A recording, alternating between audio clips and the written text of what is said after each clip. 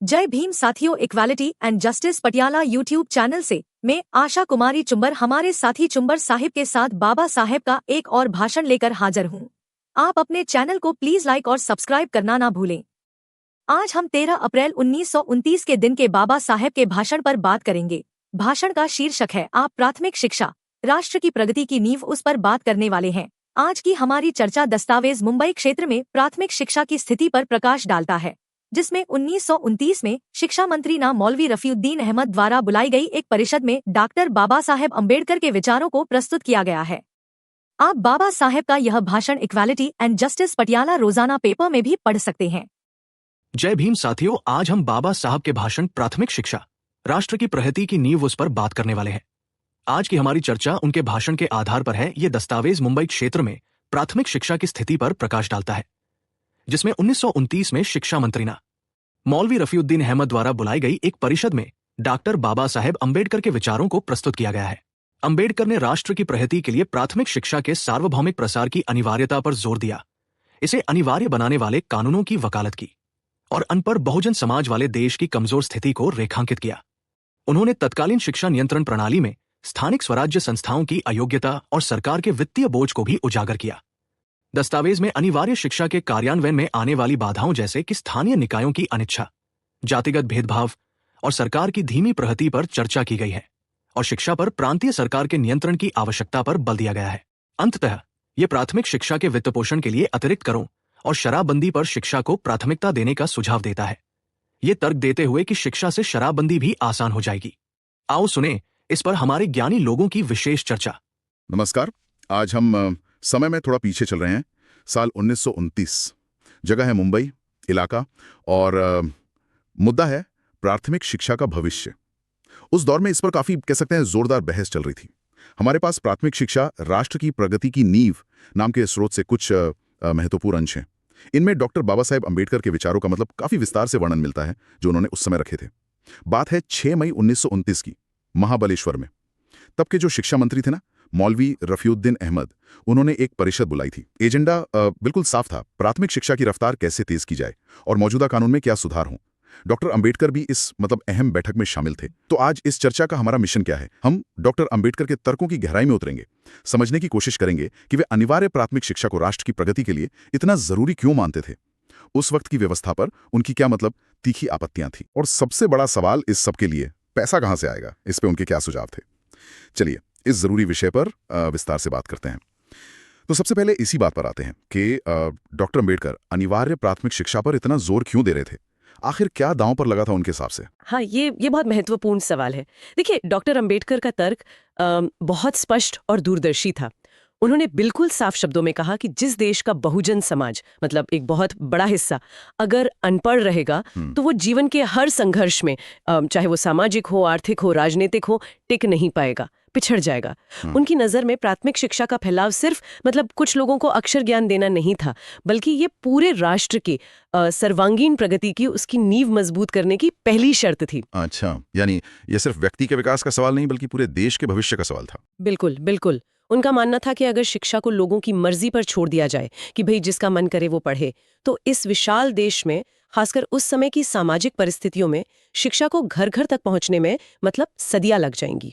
उन्होंने उन्नत राष्ट्रों का उदाहरण दिया, जैसे इंग्लैंड का, जिन्होंने शिक्षा को अनिवार्य बनाकर ही प्रगति की है।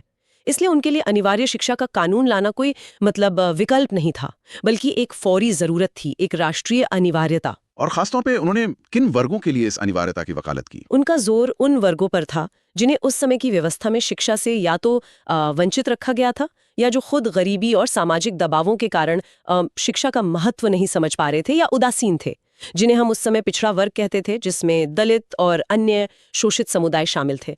डॉक्टर अंबेडकर देख रहे थे कि ज्ञान और शिक्षा ही इन वर्गों को बराबरी और सम्मान दिलाने का सबसे कारगर हथियार बन सकती है। उन्होंने गोपाल कृष्ण गोखले के प्रयास का भी जिक्र किया था, है ना? कुछ याद आ रहा है? हाँ बिल्कुल। उन्होंने याद दिलाया कि अनिवार्य प्राथमिक शिक्षा का आंदोलन कोई नया नहीं था। गोपाल कृष्ण गोखले ने सालों पहले इसके लिए बिल लाने की कोशिश की थी। डॉक्टर अंबेडकर ने इस बात पर जोर दिया कि उस बिल को देश की आम जनता और खासकर पिछड़े वर्गों के नेताओं का जबरदस्त समर्थन मिला था। ये इस बात का सबूत था कि जमीनी स्तर पर इसकी जरूरत शिद्दत से महसूस की जा रही थी। लोग समझ रहे थे कि शिक्षा के बिना उनका उद्धार संभव नहीं है। तो ये थी अनिवार्यता की जरूरत। लेकिन जब कानून बन भी गया तो मुंबई इलाके में जमीनी हकीकत क्या थी? मतलब क्या कानून कागजों से निकलकर जमीन पर उतर पाया था? यहीं पर डॉक्टर अंबेडकर की चिंताएं और गहरी हो जाती हैं। कानून तो 1918 के आसपास बन गया था, लेकिन उनके अनुसार उस पर अमल लगभग ठप पड़ा था। सबसे बड़ी दिक्कत ये थी कि कानून लागू करने की सारी जिम्मेदारी स्थानीय निकायों यानी म्यूनिसिपैलिटी और लोकल बोर्ड पर डाल दी गई थी। प्रांतीय सरकार ने खुद को इससे काफी हद तक अलग कर लिया था। अच्छा, और इन स्थानीय निकायों के साथ क्या समस्या थी? मतलब क्यों नहीं कर पा रहे थे वो? समस्या कई स्तरों पर थी। पहली तो वित्तीय, पैसे की। सरकार ने वादा तो किया था कि वो खर्च का एक निश्चित हिस्सा देगी, लोकल बोर्ड के लिए 2/3 और म्यूनिसिपैलिटी के लिए आधा। लेकिन जो अतिरिक्त खर्च अनिवार्य शिक्षा लागू करने से आना था, उसे उठाने के लिए ज्यादातर स्थानीय निकाय तैयार नहीं थे या कई सक्षम ही नहीं थे। उनके पास खुद के आय के साधन बहुत सीमित थे। नतीजा, जैसा स्रोत में बहुत सटीक ढंग से कहा गया है, अनिवार्य शिक्षा चींटी की चाल से आगे बढ़ रही थी, कहीं कहीं तो शायद उससे भी धीमी। क्या इस धीमी गति को दिखाने के लिए कुछ आंकड़े भी दिए गए हैं स्रोत में, कुछ नंबर्स? हाँ, कुछ आंकड़े हैं जो स्थिति की गंभीरता को दर्शाते हैं।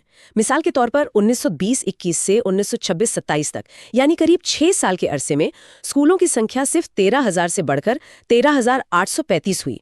ये महज 4.8% की बढ़ोतरी थी। अब इसे आप प्रगति कहेंगे या ठहराव? हाँ, ये तो बहुत ही कम है। और विद्यार्थियों की संख्या, उसमें कुछ बढ़त थी? विद्यार्थियों की संख्या थोड़ी बेहतर बढ़ी, करीब 8 लाख से 10 लाख हो गई, जो 14% की वृद्धि थी। खर्च भी 1.27 करोड़ से बढ़कर 1.98 करोड़ रुपए हो गया। लेकिन यहाँ डॉक्टर अंबेडकर का विश्लेषण महत्वपूर्ण है। वो कहते हैं कि ये आंकड़े ऊपरी तौर पर भले ही कुछ उन्नति दिखाएं, लेकिन जिस पैमाने पर निरक्षरता फैली हुई थी, खासकर बहुजन समाज में, उसे देखते हुए ये प्रगति ऊंट के मुंह में जीरे के समान थी। बिल्कुल नाकाफी थी। सही बात है। उन्होंने किसी कमेटी की सिफारिशों का भी जिक्र किया था ना, जिनका पालन नहीं हुआ, शायद चंदा वर्कर कमेटी? जी हाँ, बिल्कुल। उन्होंने 1921 की चंदा वर्कर कमेटी का हवाला दिया।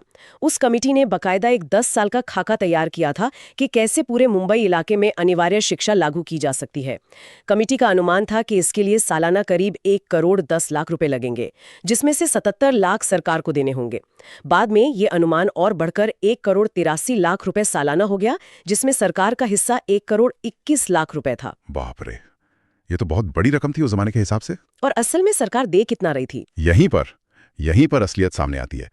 सरकार ने 1922-23 से प्राथमिक शिक्षा पर खर्च बढ़ाया तो था, लेकिन उसका बड़ा हिस्सा अध्यापकों की तनख्वाहें बढ़ाने में चला गया, जो जरूरी तो था, पर उससे शिक्षा का विस्तार नहीं हो रहा था। अनिवार्य और ऐच्छिक शिक्षा की योजनाओं के लिए स्थानीय निकायों ने जो मदद मांगी, उसमें से सरकार सिर्फ 6 लाख रुपए की योजना ही मंजूर कर पाई। क्या करोड़ों की जरूरत और मंजूरी सिर्फ 6 लाख की? हाँ, आप अंतर देख सकते हैं। जरूरत करोड़ों की और मंजूरी लाखों में। ये साफ दिखाता है कि सरकार की प्राथमिकता में अनिवार्य शिक्षा कितनी नीचे थी। तो स्थिति साफ है, कानून था, पर नियत और पैसा दोनों की कमी थी। अमल बेहद सुस्त था। अब आते हैं उस मुद्दे पर जहां डॉक्टर अंबेडकर ने सबसे ज्यादा मुखरता दिखाई, मौजूदा व्यवस्था की उनकी तीखी आलोचना। उन्होंने कानून में 2 बुनियादी खामियां बताई थी, है ना? बिल्कुल। पहली खामी थी शिक्षा पर नियंत्रण की, और दूसरी थी अनिवार्यता लागू करने की जिम्मेदारी की। अगर हम पहले नियंत्रण वाले मुद्दे को देखें, तो डॉक्टर अंबेडकर का मानना था कि शिक्षा जैसी महत्वपूर्ण चीज का नियंत्रण स्थानीय स्वराज्य संस्थाओं यानी म्यूनिसिपैलिटी और लोकल बोर्ड के हाथों में होना ही अपने आप में एक बड़ी गलती थी। अच्छा, ऐसा क्यों मानते थे वो? क्या कारण गिनाए उन्होंने इसके कई पुष्टा कारण दिए। पहला, उन्होंने कहा कि इन निकायों में चुनकर आने वाले बहुत से सदस्य शिक्षा के मकसद और उसकी बारीकियों से बिल्कुल अनजान होते हैं। उनमें वो योग्यता ही नहीं होती कि वे स्कूलों का प्रभावी नियंत्रण कर सकें। शिक्षा कोई सड़क या नाली बनाने जैसा काम नहीं है, जिसके लिए सिर्फ सामान्य समझ काफी हो। यानी सदस्यों की अयोग्यता एक बड़ा मसला था। और क्या दिक्कतें थी? दूसरी बड़ी दिक्कत थी राजनीति। स्थानीय स्तर पर जातिगत और पार्टीगत खींचतान वो खूब चलती थी। सदस्यों के बीच आपसी होड़ का बुरा असर स्कूलों के प्रबंधन, शिक्षकों की नियुक्ति और तबादलों और यहाँ तक कि स्कूल के माहौल पर भी पड़ता था। शिक्षा भी एक तरह से राजनीति का अखाड़ा बन गई थी। तीसरा, उन्होंने अनुशासनहीनता का जिक्र किया। अध्यापक अपने निजी फायदे के लिए, जैसे तबादले या प्रमोशन के लिए, सदस्यों से सिफारिशें करवाते थे, और सदस्यों को चुनाव में अध्यापकों और उनके जरिए मिलने वाले वोटों की जरूरत होती थी। इस आपसी लेन देन के कारण स्कूलों में अनुशासन बनाए रखना मुश्किल हो जाता था। ये तो बहुत गंभीर आरोप हैं, खासकर ये आपसी लेन देन वाली बात।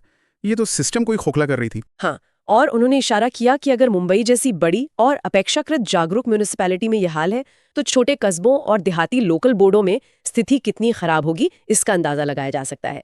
चौथा और शायद सबसे चिंताजनक कारण उन्होंने बताया हितों की अनदेखी का।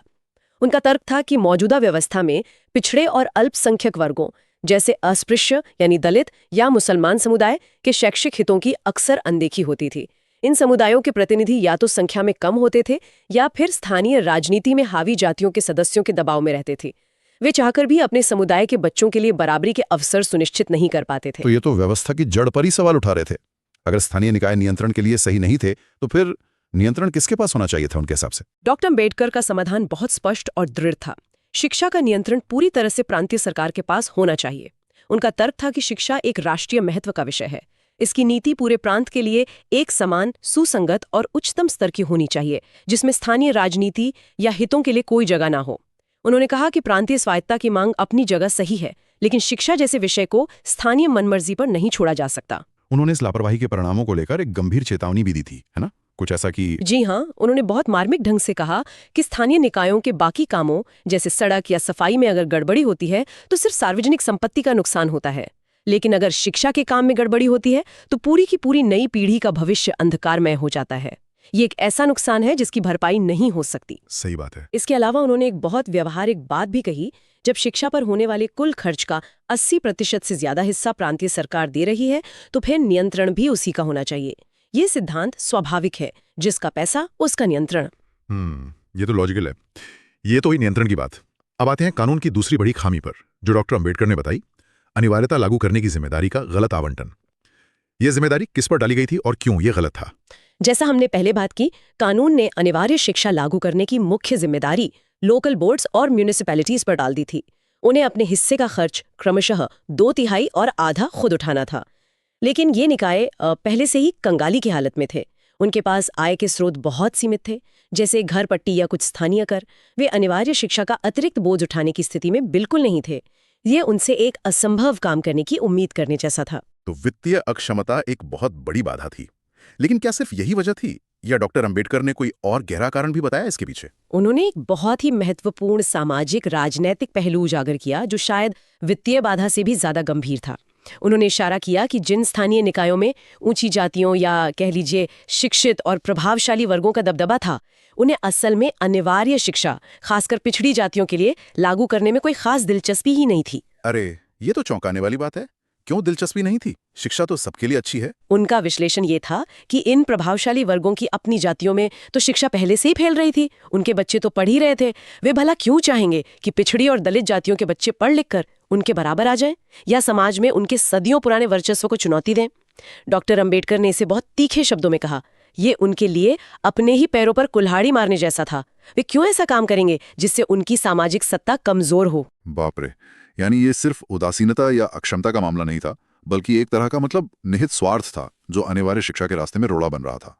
ये विश्लेषण तो उस समय की सामाजिक सच्चाई का पर्दाफाश करता है। बिल्कुल, ये केवल प्रशासनिक या वित्तीय मसला नहीं था। ये उस समय की सामाजिक संरचना और शक्ति संतुलन से जुड़ा गहरा मुद्दा था। डॉक्टर अम्बेडकर ने इसी संरचनात्मक विरोध, स्ट्रक्चरल ऑपोजिशन की तरफ उंगली उठाई। इन्हीं आर्थिक, प्रशासनिक और सबसे बढ़कर सामाजिक राजनीतिक अड़चनों के कारण कानून बनने के इतने साल बाद भी अनिवार्य शिक्षा सिर्फ कागजों पर सिमटी हुई थी। तो इन सब तर्कों के आधार पर उनका निष्कर्ष क्या था? जिम्मेदारी किसकी बनती थी आखिर? उनका निष्कर्ष बिल्कुल साफ था। देश की जनता को साक्षर बनाना, निरक्षरता के अंधकार को दूर करना, ये प्रांतीय सरकार की सीधी और सबसे पहली जिम्मेदारी है। ये कोई एहसान नहीं, बल्कि सरकार का एक पवित्र कर्तव्य है, जिससे वो किसी भी बहाने से मुंह नहीं मोड़ सकती। उन्होंने ये भी जोड़ा कि ये कोई ऐसा काम नहीं है जिसे कभी कभार थोड़ी कोशिश करके हल किया जा सके। इसके लिए लगातार सालों साल चलने वाले संगठित प्रयास की जरूरत है। और पूरे प्रांत में एक समान विकास के लिए भी सरकार की भूमिका जरूरी थी शायद। हाँ, उन्होंने ये भी तर्क दिया कि मुंबई इलाके के सभी जिलों की आर्थिक स्थिति एक जैसी नहीं थी। कुछ जिले जैसे मुंबई, ठाणे शायद थोड़े बेहतर थे, लेकिन रत्नागिरी, पंचमहाल जैसे कई जिले बहुत गरीब थे। अगर हर जिले को अपनी स्थानीय आय से ही शिक्षा का खर्च उठाने को कहा जाता, तो गरीब जिले हमेशा पीछे रह जाते। ये सरासर अन्याय होता।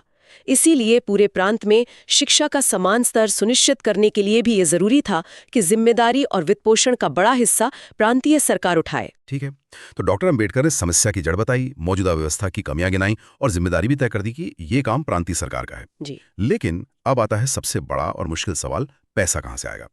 पूरे प्रांत में अनिवार्य शिक्षा लागू करने के लिए तो मतलब भारी भरकम रकम चाहिए थी। निश्चित रूप से ये सबसे बड़ी चुनौती थी और डॉक्टर अंबेडकर इससे वाकिफ थे। उन्होंने माना कि ये गंभीर सवाल है। उन्होंने एक उम्मीद जताई कि शायद केंद्र सरकार और प्रांतीय सरकार के बीच राजस्व के बंटवारे में कुछ फेरबदल हो, जिससे मुंबई सरकार को शिक्षा जैसे जरूरी कामों के लिए कुछ अतिरिक्त पैसा मिल सके। लेकिन वो सिर्फ इसी पर निर्भर नहीं रहे। उन्होंने कुछ ठोस और थोड़े कह सकते हैं अलग हटकर सुझाव भी दिए। क्या सुझाव थे वो? क्या उन्होंने सिर्फ सरकार से ही उम्मीद लगाई या कुछ और भी कहा? नहीं, उन्होंने एक दिलचस्प और शायद थोड़ा विवादास्पद सुझाव भी दिया। उन्होंने कहा कि प्राथमिक शिक्षा को पूरी तरह मुफ्त नहीं होना चाहिए। क्या? ये तो थोड़ा अजीब लगता है। अनिवार्य शिक्षा और मुफ्त नहीं, ये कैसे? हाँ, पेई नजर में ये चौंका सकता है, लेकिन उनका तर्क बहुत व्यावहारिक था। उनका कहना था कि जो लोग आर्थिक रूप से सक्षम हैं, जिनकी हैसियत है, उनसे नाम मात्र की फीस जरूर ली जानी चाहिए। उन्होंने इंग्लैंड का उदाहरण दिया, जहां अनिवार्य शिक्षा जब शुरू हुई थी तो वो सबके लिए मुफ्त नहीं थी, फीस ली जाती थी।